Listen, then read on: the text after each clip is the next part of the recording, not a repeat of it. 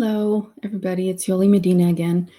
This time doing a video on the Kohberger case regarding the autism, the motion to strike the death penalty regarding autistic spectrum disorder.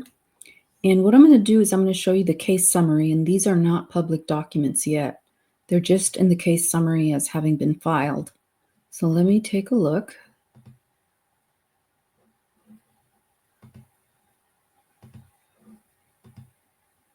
Okay, so here's the case summary.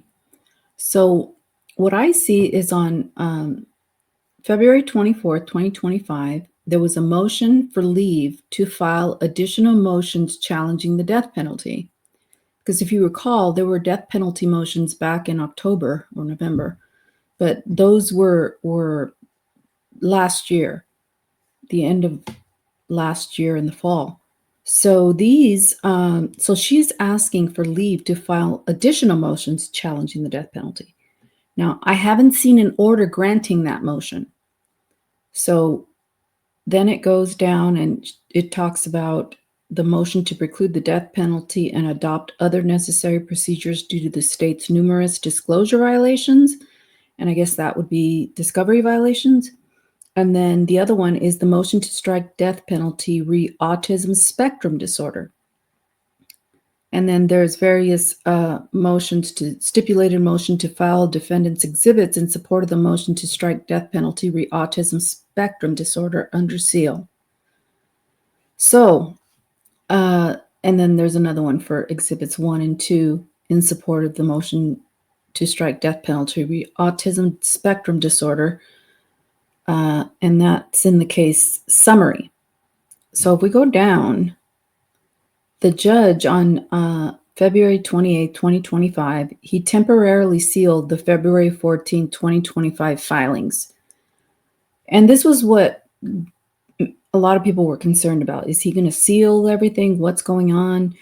And so what I think happened is there's a flurry of new documents filed, and I think the judge is wanting to look at everything to make sure things need to be sealed or not sealed. And in the last video, I had the judge's order regarding the sealing or redacting of filings.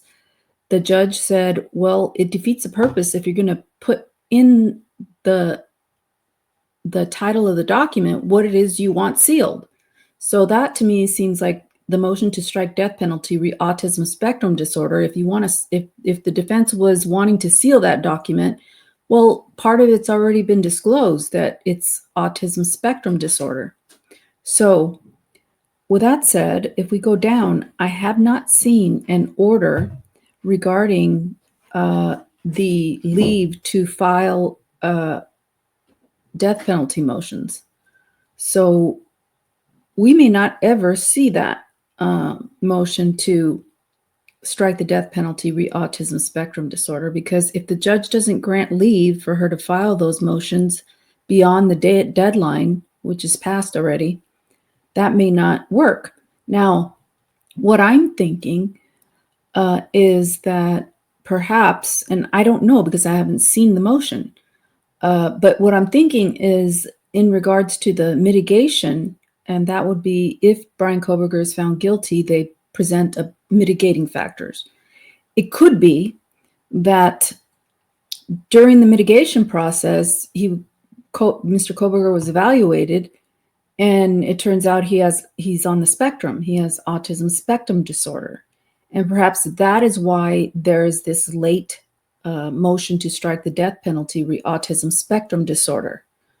The other thing is the other motion to strike the death penalty regarding the disclosures, violation of the disclosures.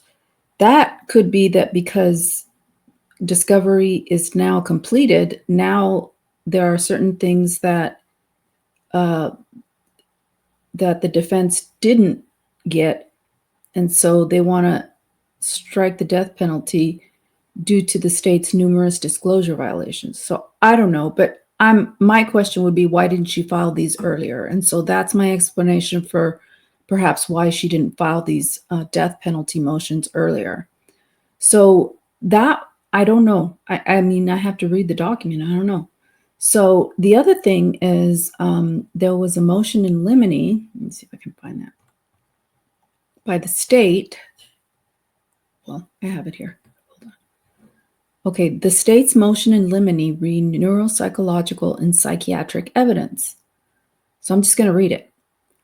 Comes now the state of Idaho by and through the Latau County prosecuting attorney and respectfully moves this court for an order in limine prohibiting defendant from offering testimony regarding the neuropsychological evaluation and psychiatric evaluation of the defendant as summarized in the defendant's January 23, 2025 supplemental response to request for discovery regarding expert witness. So it does seem that he was evaluated, and that information was disclosed to the prosecution on January 23, 2025. So perhaps during this evaluation, they learned that he was on the spectrum, autism spectrum. I'm going to continue to read. Specifically, the state objects to the proposed testimony of expert witness identified in defendant's exhibits D7 and D3 appended to defendant's supplemental response to requests for discovery regarding expert witnesses. In support of this motion, the state respectfully refers the court to Idaho Section 18207, which provides that mental condition shall not be a defense to any charge of criminal conduct, except expert evidence on the issues of any state of mind, which is an element of the offense. Idaho Code 18207, 1 and 3. In each of the witness summaries, defendant's exhibit D7 and D13, the defendant specifically states the testimony is not intended to be a mental element defense pursuant to Idaho 1807, but rather this testimony is about state of mind as well as factual defense testimony to anticipated testimony elicited by the state. As such, this proposed testimony falls outside of the mental condition evidence allowable under Idaho 18207-3. So that's probably why this motion to strike the death penalty based on autism spectrum disorder was filed at the time it was filed, because perhaps they didn't know about it before.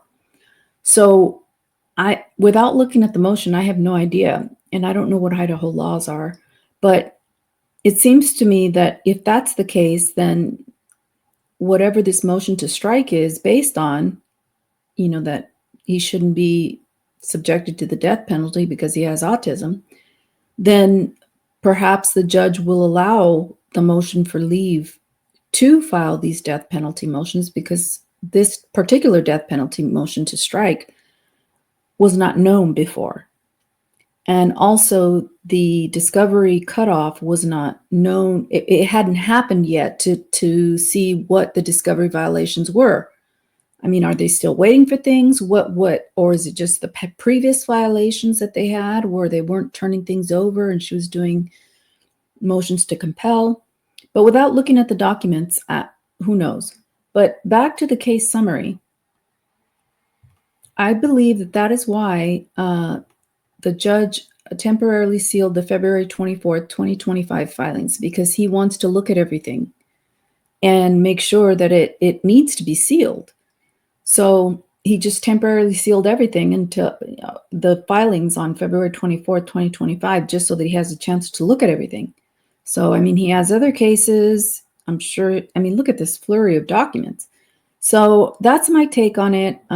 Let me know what you think. And I will see you guys on the next video. Bye.